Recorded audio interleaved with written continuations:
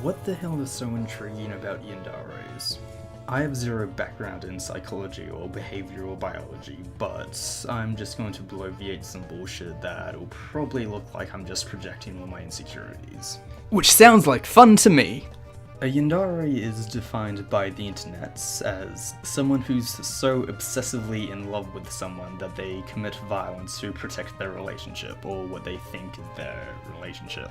Check out PewDiePie's last Dr. Phil video if you want an idea of what that is. Now, to clarify, this is just an archetype of a character in mostly anime.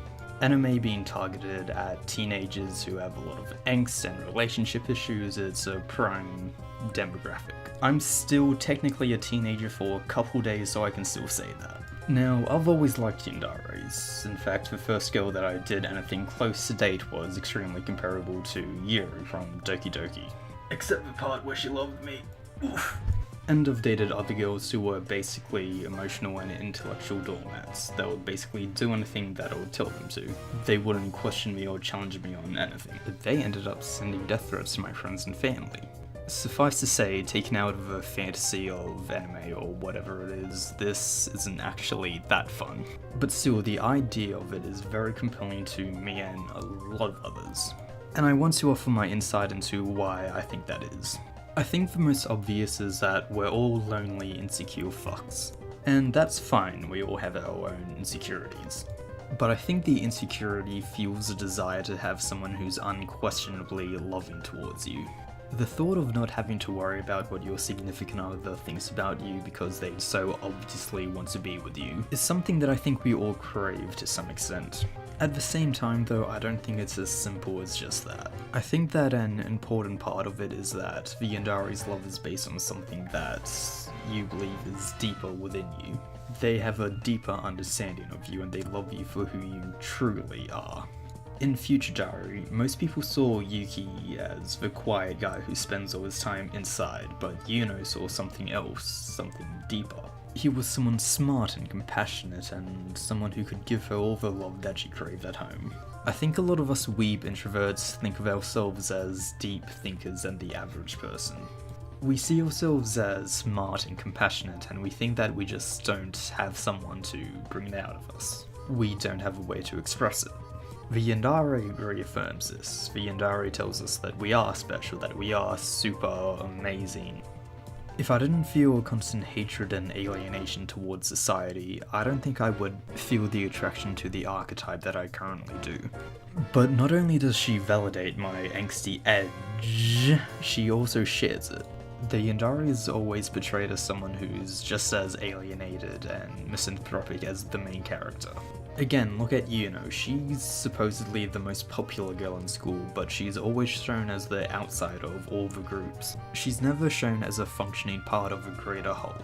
She's always the outsider, she's always the ostracized one. The most popular girl in school has less friends than the autistic emo kid.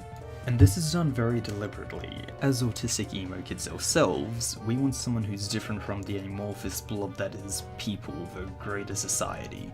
But we also want a dynamic where we have some sort of emotional power over the yandere. Another reason we find yandere so compelling is a dissonance between us and the main character. It's the reason why romantic visual novels are so compelling in the first place. Look at Yuri from Doki Doki.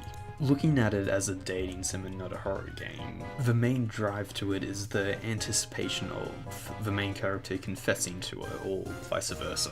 We can see that this character is very much in love with the main character, the person we empathize with. We see that as the yandere loving us, and we in turn want to reciprocate that. We, the audience, do desire the yandere, and we know that the yandere desires us or the main character. It's like when you're watching a horror movie and you're telling them not to split up, you want to tell them to just fucking get together. In a lot of the yandere stories, the possibility of them being together is sort of dangled in front of the faces of the audience. It's the carrot on the end of the stick that we keep wanting to follow. Now, to be fair, this could have been said about any romantic story. Of course the two lovers can't get together at the get-go, there would be no drama.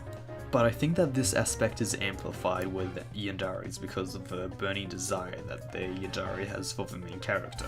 And where most romantic stories go into a do they love each other arc, the yandere story is more about will the main character reciprocate her feelings. And I think the thing that tops it off for most of us is both the ability and willingness to kill. In a fantasy setting, of course. Of course my tastes are my own and I might just sound like I'm projecting all my weird Freudian bullshit onto other people.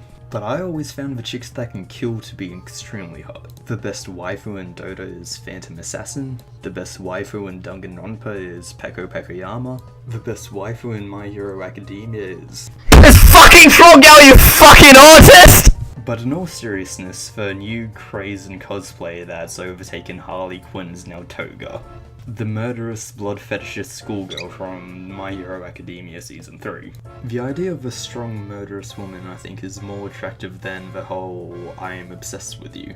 And I think that, for me at least, the yandere is more of just a medium for the murderous girl to be put into a romantic setting. Or at the very least it reinforces the edge factor of it. Why I like the whole murderous girl thing, I have no idea. I can't for the life of me figure it out.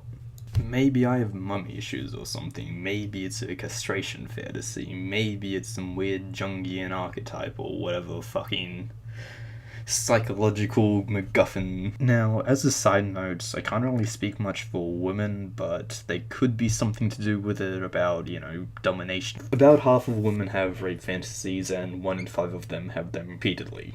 Maybe this feeds into a bit, but my big floppy meaty stick prevents me from having that insight. And that's about it. That's all I can really think up right now. If you guys like this, join the Discord. I have like 4 people in, which is pretty fucking lit. Yeah, I just want to use it for memes and shit, so if that interests you, go in there. This is my first time with this new mic. What else? I'm hoping to do more of a cringy as fuck ASMR shit. But yeah, I'm going to do more of stuff like this where I just ramble on about some bullshit. I say ramble, but this is like, it's taken me a fucking month to do because I can't speak worth a shit. At least not English. And yeah, I guess I'll see ya.